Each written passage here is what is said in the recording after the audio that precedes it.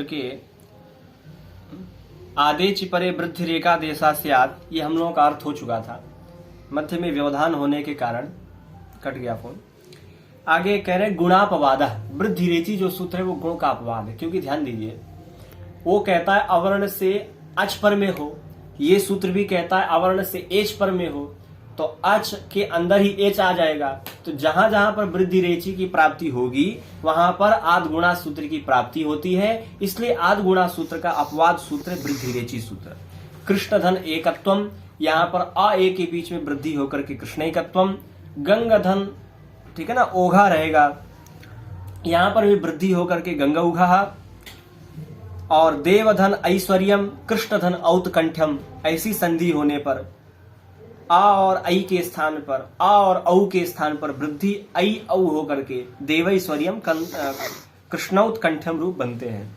सूत्राया एत्य धत्युत्सु, ये कहता है अवर्णात, अवर्ण से परे, एजादि जो इण गतौ धातु, एजादि जो एद धातु और ऊठ, ऊठ में एजादि विशेषण नहीं है क्योंकि ऊठ कभी एजादि नहीं मिलता, ठीक है ना। तो अवर्ण से एजादि इणगतौ धातु, एद धातु, एजादि और ऊठ, इनके परे रहने पर पूर्व पर के स्थान पर वृद्धि एक आदेश होता है, ये सूत्र का अर्थ हुआ। उदाहरण देखिए, क्रमशः दे रहे हैं उपैति, उपैधते, पृष्ठौघा, ठीक है ना। एजादि इणगतौ धातु हो गई एति, उसके परे रहने पर उप उपसर्ग का अवर्ण है, दोनों के बीच में वृद्धि होकर के उपैति। उसी प्रकार से उपैधते उदाहरण है, उप हुआ, उप का अ हुआ हमारा अवर्ण, उससे परे एजादि एद धातु हो गई एधते, वृद्धि होकर के उपैधते रूप बना। अब देखिए ऊठ का उदाहरण दे रहे हैं पृष्ठौहा, ठीक है ना, पृष्ठधन ऊहा रहता है, तो यहां पर जो ऊठ का ऊ है, ऊहा का ऊठ है, उसके परे रहने पर पूर्व पर के स्थान पर वृद्धि आदेश होकर के पृष्ठौहा। लिख रहे हैं एजाद्यो किम, विचार करिए, एत्य धत्युत्सु सूत्र में यदि एति और एधति में एजादि विशेषण नहीं देते, केवल अर्थ करते अवर्ण से इण धातु अथवा इद धातु के परे रहने पर वृद्धि होती है, तो कहा उपेतः में भी वृद्धि होने लगती। अतिव्याप्ति रूप दोष दे रहे हैं, क्यों कि उपधन इतः, यहां पर जो इण धातु है वो एजादि नहीं है, यदि सूत्र में एजादि नहीं कहते तो यहां पर भी वृद्धि होने लगती, ठीक है। वह वृद्धि ना हो, यहां पर आद्गुण सूत्र के द्वारा गुण ही हो, इसके लिए एजादि ग्रहण करना आवश्यक है। मां भवान प्रेदिधत, ठीक है ना। देखिए प्रधन इदिधत, यहां पर भी यदि एद धातु में यदि एजादि विशेषण नहीं देते तो यहां पर भी वृद्धि होने लगती, गुण नहीं हो पाता, इसलिए वृद्धि रूप दोष की अतिव्याप्ति है। आद्गुणा सूत्र के द्वारा गुण की अतिव्याप्ति है, ठीक है ना। गुण क्या अर्थात यहां पर एत्यदत्युत्सु सूत्र के द्वारा वृद्धि होने लगती, ठीक है ना, इसलिए वृद्धि होने लगती, अतिव्याप्ति दोष है, तो वृद्धि ना हो, आद गुणा से गुण ही हो, इसके लिए एजादि विशेषण एद धातु में भी देना आवश्यक है।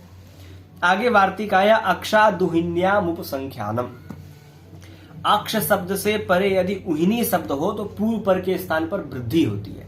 उदाहरण है अक्षौहिणी, ठीक है, अक्षधन उहिनी रहेगा, पूर्व पर के स्थान पर वृद्धि होकर के अक्षौहिणी। प्रा दू हो ढो ढे सैस्येसु, ये कहता है प्र से, प्र का जो अवर्ण उससे परे ऊह शब्द, ऊढ़ शब्द, ऊढ़ी शब्द, एस और एस्य, ठीक है ना, इनके परे रहने पर पूर्व पर के स्थान पर वृद्धि होती है।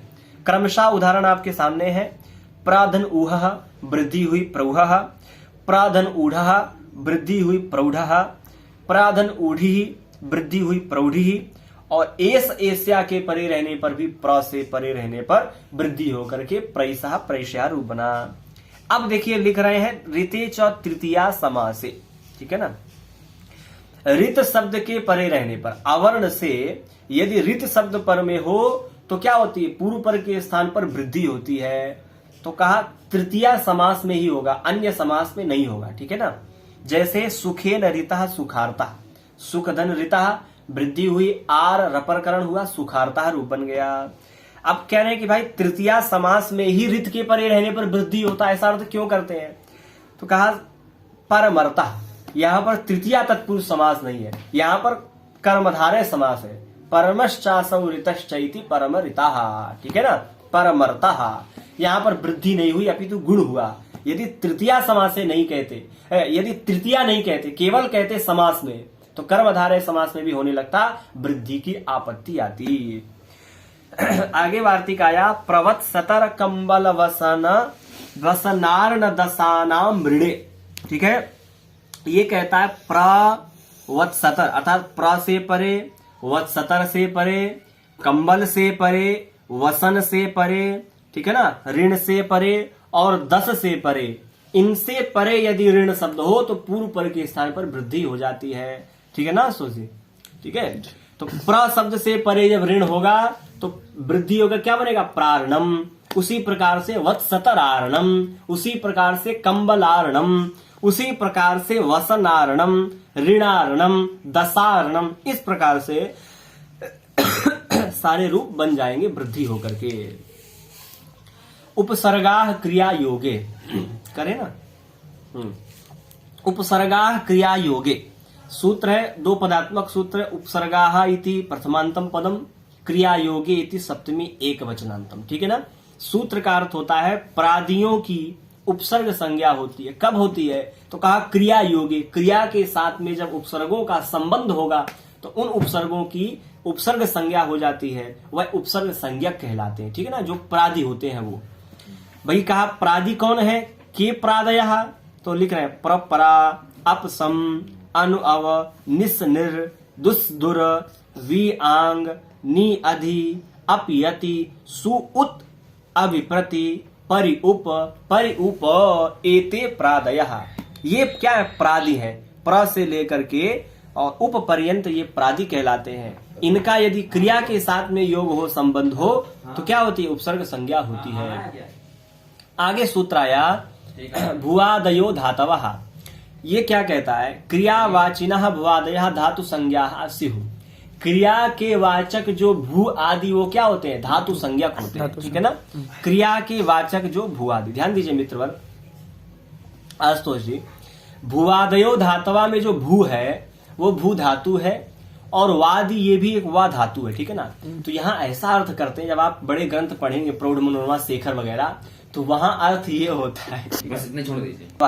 तो यहाँ पर क्या होता है, भू का तात्पर्य होता है आदयो धातवा, अर्थात भू आदि। इस शब्द का भुवादयो धातवा का देखिए अर्थ ये होता है, भुवादि गण पठित आनुपूर्वी सदृश आनुपूर्वी मंतः क्रियावाचिनः धातु संज्ञाः स्युः, ठीक है ना। यहाँ पर जो क्रियावाची शब्द है, क्रियावाच का लाभ होता है वा से, ठीक है ना। और भुवादि का लाभ कैसे होता है, भुवादि गण पठित जो है उनकी संज्ञा होती है, ये भू से लाभ होता है, ठीक है ना। तो भुवादि गण में पठित जो है तत् सदृश, उनके आनुपूर्वी की सदृश आनुपूर्वी है जिनकी, ठीक है ना। और वा की सदृश, सादृश्यंचा क्रियावाचकत्वेन, ठीक है ना, क्रिया के वाचक हो, भुवादि गण पठित आनुपूर्वी सदृश आनुपूर्वी वाले हो, उनकी क्या होती है, धातु संज्ञा होती है। तो देखिए यहाँ पर धातु संज्ञा, ठीक है। आगे प्रेजते उपोसति आदि की रूप की सिद्धि करनी है,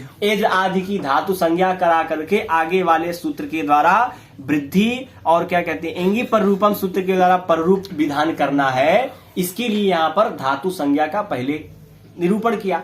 अब धातु संज्ञा करके तन निमित्तक जो कार्य है दो सूत्रों में आगे कहेंगे, वो हम लोग अगले वीडियो में सुनेंगे। नमो नमः सर्वेभ्यः, नमो नमः, प्रणमामि सर्वान् अभिवदामि।